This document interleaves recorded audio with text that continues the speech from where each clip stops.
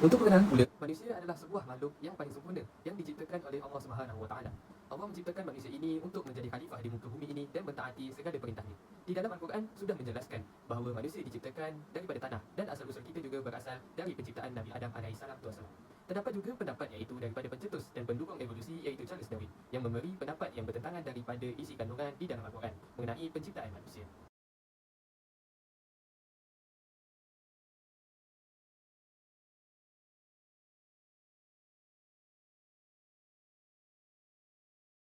Dari surah Ali Imran ayat ke-59 membuktikan bahawa manusia ni dia tercipta daripada tanah. Yang mana ayat yang ada kat sini dia menyatakan bahawasanya penciptaan Nabi Isa dan Nabi Adam adalah sama, iaitu daripada tanah. Iaitu tempat juga berasalnya tumbuh-tumbuhan. Dalam Al-Asfahani, tin ni dia bermaksud tanah yang bercampur dengan air atau tanah yang basah. Sebagaimana dalam surah Al-An'am ayat kedua. Yang mananya dialah yang menciptakan manusia dari tanah liat ketika dia menciptakan Nabi Adam AS dari tanah liat. Kemudian Allah memberikan waktu satu saat untuk masa kehidupan dunia. Dan Allah juga memberikan had masa yang lain hanya diketahuinya olehnya untuk memberikan kamu dari kubur pada kiamat. Bismillahirrahmanirrahim. Seterusnya perspektif mengikut hadis. Hadis ini menceritakan tentang yang pertama ialah kejadian manusia dalam perut ibu atau mak selama 40 hari air mani. Dan yang kedua pula, malaikat menulis 4 kalimat iaitu rezeki, umur, amal dan celaka atau bahagianya. Dan yang ketiga pula, jika kamu melakukan perkara yang baik, maka syurga buatmu. Jika kamu melakukan perkara yang sebaliknya, maka neraka buatmu. Dan yang terakhir, hadis ini juga diriwayatkan oleh Bukhari dan Muslim. Selain itu, kandungan hadis. Kandungan hadis yang pertama, manusia diciptakan oleh Allah Subhanahu Wa Taala secara berperingkat. Yang kedua, asal kejadian manusia ialah sama, iaitu dari air mani. Maka manusia itu satu taraf sahaja di sisi Allah Subhanahu Wa Taala. Tidak ada kemuliaan dan kehinaan kecuali hamba-hambanya yang bertakwa. Yang ketiga, 4 perkara yang telah ditetapkan oleh Allah Subhanahu Wa Taala kepada hamba-Nya setelah roh ditiupkan, iaitu rezeki, ajal, amal dan kesudahannya sama ada baik atau sebaliknya. Pengajaran yang pertama, kejadian manusia yang unik menunjukkan kekuasaan Allah Subhanahu Wa Taala menciptakan makhluknya. Yang kedua, hadis ini menunjukkan mukjizat Nabi SAW yang menceritakan proses kejadian janin yang begitu halus dan teliti di zaman sebelum manusia mengenali ilmu sains dan teknologi. Pengajaran ketiga pula, ketentuan hidup manusia telah ditetapkan oleh Allah Subhanahu Wa Taala sebelum dilahirkan ke dunia. Dan yang terakhir, amalan manusia adalah antara syarat dan faktor selain rahmatnya untuk menentukan nasib manusia sama ada ke syurga atau ke neraka. Dari segi sains, sistem reproduksi manusia merupakan hasil evolusi biologi yang terjadi selama jutaan tahun. Maksudnya, proses ni dia berasal daripada 3, iaitu konsep evolusi yang dilalui oleh manusia itu sendiri. Sebagai contoh, evolusi ni dia teori yang jelas tentang perubahan lambat dan bertahap pada spesies dari satu generasi ke generasi yang lain. Tapi dia akan berkembang dari generasi ke generasi lain melalui kadar genetik. Selama perkembangan embrio atau sains, dalam sains ni dia menyatakan lebih kepada kombinasi evolusi yang mana dia mengaitkan embrio, fungsi organ reproduksi, sistem reproduksi manusia yang mana mampu menjadi salah satu hasil yang kompleks dan terkoordinasi yang memungkinkan kelangsungan hidup dan reproduksi spesies manusia. Yang mana penjelasan ini berdasarkan pada pahaman sains. Sebagai contoh, salah satu teori ialah teori Darwin mengenai seekor haiwan yang menjadi manusia. Selain itu juga perbandingan.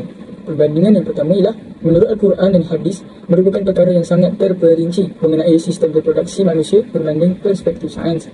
Dan yang kedua ialah melalui perspektif sains, ahli sains mengkaji dan mendalami perkara sistem manusia hanya mengikut sejarah lama. Dan kajian mereka juga ada beberapa ahli sains mengkaji dan mendalami mengikut Al-Quran. Dan yang terakhir, sudah jelas bahawa pandangan dari sudut sains lebih lemah berbanding pandangan dari sudut Al-Quran dan hadis kerana perkara sebegini sudah tertulis lama di dalam kitab ataupun Al-Quran.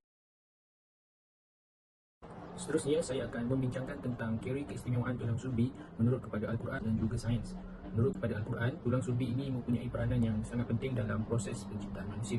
Hal tersebut dapat dibuktikan melalui surah At-Tariq ayat 5 hingga 7 yang bermaksud, setelah mengetahui demikian, maka hendaklah manusia memikirkan dari apa ia diciptakan. Ia diciptakan dari air mani yang memancut ke dalam rahim, yang keluar dari tulang sulbi lelaki dan tulang dada wanita. Allah menerangkan bahawasanya hendaklah seseorang manusia itu memikirkan dari apa ia diciptakan olehnya dan kepada apa ia dibentuk. Diciptakan seseorang manusia itu dari air yang terkumpul di dalam tulang sulbi lelaki yang terletak di rangkaian tulang belakang dan dari tulang dada wanita, iaitu tulang dada bahagian atasnya. Kedua ini berkumpul di dalam rahim dan membentuk manusia. Assalamualaikum warahmatullahi wabarakatuh. Hari ini saya akan menerangkan teori keistimewaan tulang sulbi berdasarkan hadis dan sains. Daripada Abu Hurairah radhiyallahu anhu, sesungguhnya Nabi Muhammad SAW bersabda, Pada manusia itu terdapat satu tulang yang tidak akan dimakan bumi selama-lamanya. Dengannya akan dibangkitkan manusia pada hari kiamat kelak. Mereka bertanya, "Ya Rasulullah, tulang apakah itu?" Nabi menjawab, "Ajak al-zanab." Menurut tafsir daripada Imam Nawawi, ajak al-zanab adalah satu tulang halus yang terletak di hujung tulang sulbi. Dengan tulang sulbi inilah Allah Subhanahu Wa Taala akan membangkitkan manusia pada hari kiamat kelak. Menurut sains pula, ilmuwan seperti Dr. Zakir Naik ada membincangkan mengenai keistimewaan tulang sulbi di dalam bukunya yang bertajuk Quran and Modern Science. Beliau menyatakan bahawa tulang sulbi adalah tempat di mana terletaknya pembuluh darah yang membekalkan darah kepada ovari dan testis yang terletak di antara tulang sulbi dan tulang dada. Kedua-dua pembuluh darah ini dikenali sebagai vesicular artery bagi lelaki dan ovary artery bagi perempuan. Menurut sains, terdapat 2 eksperimen telah dilakukan. Yang pertama daripada Syekh Abdul Majid Az-Zindani. Beliau telah melakukan proses pengabuan terhadap 5 buah tulang sulbi sehingga berwarna merah kehitam-hitaman. Beliau mendapati hanya otot, sel tisu dan sel tulang sumsum saja yang hancur terbakar, manakala tulang sulbi tidak terpengaruh dengan proses pengabuan tersebut. Daripada Hans Spearman pula, beliau telah melakukan eksperimen pemanasan terhadap satu sel yang dinamakan primary organizer yang terletak di dalam tulang sulbi. Beliau mendapati sel itu tidak terpengaruh dengan proses pemanasan tersebut. Bahkan beliau telah mengimplementasikan sel itu ke janin embrio sekunder dan ia berfungsi dan tumbuh dengan baik. Melalui dapatan kajian tentang keistimewaan tulang sulbi menurut kepada Al-Quran dan sains, kami memperoleh data bahawa terdapat perbezaan pada kalimat dari tulang sulbi lelaki pada surah At-Tariq ayat 7 dengan penyataan ilmuwan sains. Dari tulang sulbi lelaki terdapat pembuluh darah yang dinamakan vesicular artery. Ayat Quran tersebut menyatakan bahawa air mani itu datang daripada tulang sulbi, tetapi ilmuwan sains menyatakan bahawa tulang sulbi lelaki mengandungi pembuluh darah yang menyalurkan darah kepada testis untuk menghasilkan air mani. Daripada pernyataan tersebut dapat disimpulkan bahawa air mani ini bukanlah datang secara total dari tulang sulbi, akan tetapi ianya adalah hasil kerjasama antara pembuluh darah yang terdapat pada tulang sulbi dengan testis lalu menghasilkan air mani. Menurut dapatan mengenai tulang sulbi bersumberkan hadis dan sains, kami mendapati terdapat persamaan yang amat jelas. Melalui sains, terdapat 2 eksperimen yang telah dilakukan oleh Syekh Abdul Majid Az-Zindani dan Hans Spearman, dan mereka berdua bersependapat bahawa tulang sulbi sememangnya tidak akan hancur walaupun dibakar pada suhu yang amat tinggi. Dan ini bertepatan dengan hadis Nabi mengenai tulang sulbi ini pada 1400 tahun yang lalu. Metodologi kejadian DNA manusia menurut Al-Quran. Pada zaman Nabi Muhammad SAW, ilmu genetik atau DNA dalam bahasa barat dikenali menerusi pendekatan Al-Qafah atau Al-Qiyafah untuk menentukan kesamaan genetik seseorang. Kalimah Al-Qafah atau Qiyafah membawa maksud mengikuti atau mirip dengan seseorang seperti ayahnya atau saudara maranya. Antara nas Al-Quran yang dikenakan sebagai tinjauan awal kepada perbahasan ilmu genetik atau DNA berdasarkan Al-Quran ialah melalui surah Al-Insan ayat 2. Sesungguhnya kami telah aturkan cara mencipta manusia bermulanya dari air mani yang bercampur serta kami tetap mengujinya. Oleh itu, maka kami jadikan dia berkeadaan mendengar dan melihat. Menurut Imam Al-Qurtubi, beliau menyatakan bahawa genetik daripada ibu bapa beserta ciri-ciri atau sifat daripada ibu bapa itu telah dibawa seawal fasa percampuran air mani lelaki dan perempuan. Melalui air mani lelaki terhasilnya urat saraf, tulang balulan dan kekuatan, manakala air mani perempuan pula menghasilkan daging, darah dan helaian jenis rambut. Faktor yang mempengaruhi genetik manusia terbahagi kepada 2, iaitu faktor fizikal dan faktor luaran. Faktor fizikal merangkumi warna kulit, bentuk kaki, mata dan warna kulit, telapak kaki dan genetik ibu bapa. Manakala faktor kedua iaitu faktor luaran dikenali sebagai faktor fenotip yang berubah mengikut asuhan ibu bapa, rakan-rakan, tempat tinggal, kerjaya dan sebagainya.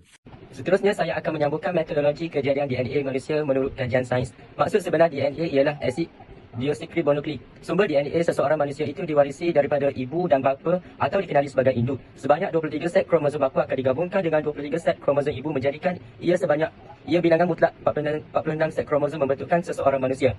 Set-set kromosom inilah yang diwarisi oleh jutaan maklumat tentang hidupnya sebagai manusia dan ia dikenali sebagai gen atau genetik. DNA boleh didapati di dalam nukleus dan nukleus pula terletak di dalam sel yang membentuk tisu dan seterusnya organ tubuh. Menurut American Prosecutor Research Institute, DNA manusia boleh didapati di dalam sel darah putih, sperma, akar rambut, tulang, gigi dan ideo. DNA terletak di dalam nukleus manusia. Ia seperti bebenah yang sangat panjang dan panjangnya sejauh 40 km yang dipadatkan di dalam sebuah bola tenis. DNA sangat membantu kepada manusia terutamanya dalam kes jenayah dan untuk pengecaman sesuatu mayat atau penjejakan orang hilang, iaitu dengan mengakseskan sampel DNA yang diambil oleh orang terdekat dan diekstrakkan dalam barangan peribadi individu yang dikehendaki. Di sini saya akan menjelaskan perbandingan metodologi penciptaan manusia menurut Al-Quran, hadis dan sains. Al-Quran menceritakan manusia berasal daripada tanah dan ia dijadikan air mani sebelum membentuk manusia. Manakala, sains pula menceritakan bahawa manusia berasal daripada percampuran genetik ibu dan genetik bapa dan ia dikenali sebagai kromosom. Oleh itu dapat disimpulkan bahawa melalui perbandingan antara kedua-dua ini iaitu Al-Quran dan sains menunjukkan bahawa manusia diciptakan dari percampuran air mani lelaki dan perempuan. Daripada kajian yang telah dilakukan oleh pengkaji terhadap kejadian manusia menurut Al-Quran, sains serta hadis, pengkaji telah memperoleh banyak maklumat seperti bagaimana reproduksi manusia itu berlaku serta keistimewaan tulang yang paling kecil di dalam anggota badan manusia iaitu tulang sulbi, serta bagaimana kejadian DNA manusia itu berlaku. Semua perkara itu diketahui melalui pendapat yang ada di dalam Al-Quran, hadis serta sains.